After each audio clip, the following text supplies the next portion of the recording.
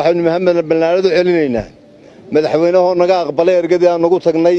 in hablahaas ay nala iidaan oo noo soo daayay insha Allah inamadi waanu ka gaarsiin weynay waadun isla habsaamay baanu nidhi dabeedna waxaanu horta habluhu soo qaata waanu keenay hablihii oo 35 way noo dhanyiin khayr badan baanu idin rajaynaynaa waalidiinta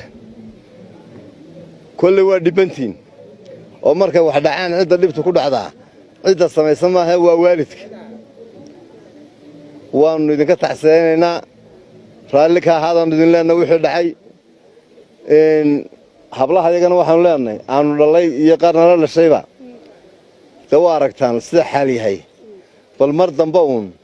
yaan layna qaldin insha Allah ilaahay baa mahad leh inoo suuro galiyay inaan maanta halkan isugu nimaadno inagoo ku faraxsan caruurta la soo daayay waxa kale oo mahad ballaaran u jeedinaynaa madaxweynaha Jamhuuriyadda Soomaaliland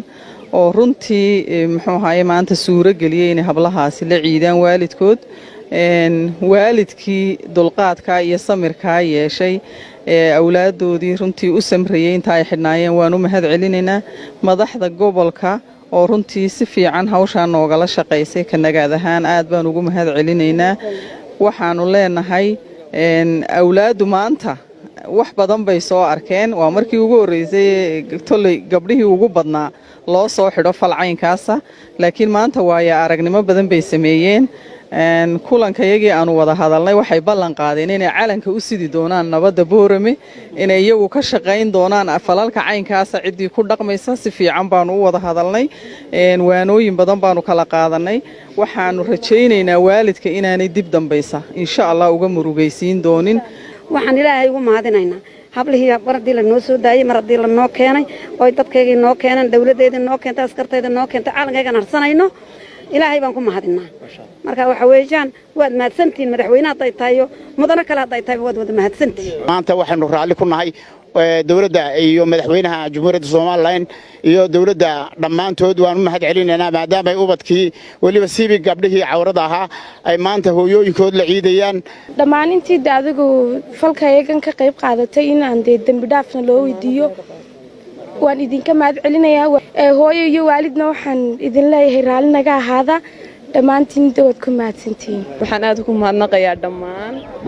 gudida dadka dhammaan sharafta leh aad iyo aad uga qayb galay inaan maanta ka soo baxno xabsigan ku xidhnayn aad iyo aad waxaan ugu mahad celinayaa gaar ahaan madaxweyne Muuse Biixi Cabdi hay'adda nagaad gaar ahaan maama Nafiisa oo aad iyo aad aan ugu mahad celinay sababtoo waxay noogu timid anagoo xuriyadeedii naga maqantay nagu soo booqatay ilaahay baan mahad celinaynaa madaxweynaha Soomaaliland baan mahad celinaynaa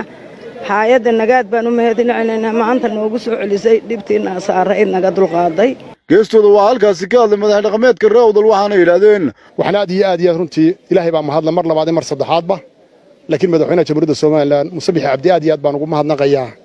haddii uu gabdhihii ay u go'aansaday inay la ciidaan dadkooga aad iyo aad baad madaxweynaha u mahadsan tahay baan leeyahay laakiin ninkii galolay wuxuu yiri walaxa dhiman buudo madaxweynaanimadii baa dhiman ugu dambeyn wasiirka wasaaradda horumarinta caafimaadka Soomaaliland Umar Cali Cabdilaahi Bade oo isagu noqonaya shakhsiyaadka kaalinta weyn ka qaatay sidii madaxweynaha Soomaaliland gabdhahan uu afis madaxweyne ugu fidin lahaa si rasmi ah ugu ciidi laayeen waalidiintooda ayaa waxa uu halkaasi ka sheegay kalena dardaarmay dhalinyarada iyagu loo xidhay falkani waxaana uu yiri waxaan mahad u celinayaa Ilaahay oo Subxaanahu wa Ta'aala inagu guuleeyay in dhalinyarteennii aynu maanta halkan aynu farxadda ciidda u soo celino waalidkoodii waxa kale oo mahad gaar ah madaxweynaha Jamhuuriyadda Soomaaliland oo ruuxaantii gartay in dhalinyartaasi dhammaantood ay la ciidaan waalidkooda ay la farxaan hablihii maanta annaga codsanay in si dhaqso ah loo soo daayo oo la soo raaciyo in lamaduna way ku jiraan suldaano iyaguna bay daba socdaan ciidu markay baxdo iyaguna insha Allah Ta'ala la soo jeelay amarkaan oo baxay oo codsi dambe uma baahnay inaynu amarkaas u baxay way fog yihiin nidaamka waafajintiisiba ayaa waqti u baahatay marka waa la keenayaa waxaan aad iyo aad rabaa halkan saddex qodob baan rabaa inaan ka sheego mid waa iga waano waxaan dhalinyarta leh hablaha iyo nabadaba waqtigiinu uma qalmo in cid kale isticmaasho mustaqbalkiinu uma qalmo in cid kale ku shaqaysato tabartii iyo tacabkii waalidkiinu ma gayo in maskaxdiina la bedelo oo laga hor keeno waalidkaagii iyo qarankaagii iyo calankaagii waxay cay ku tahay waxbarashadaada waxay cay ku tahay garaadkaaga waxay dhibaato ku noqonaysaa waalidkaaga ku dadaalayay ee dibadda u wareegaya inuu ku soo saaro ayay ku tahay culays iyo niyad jab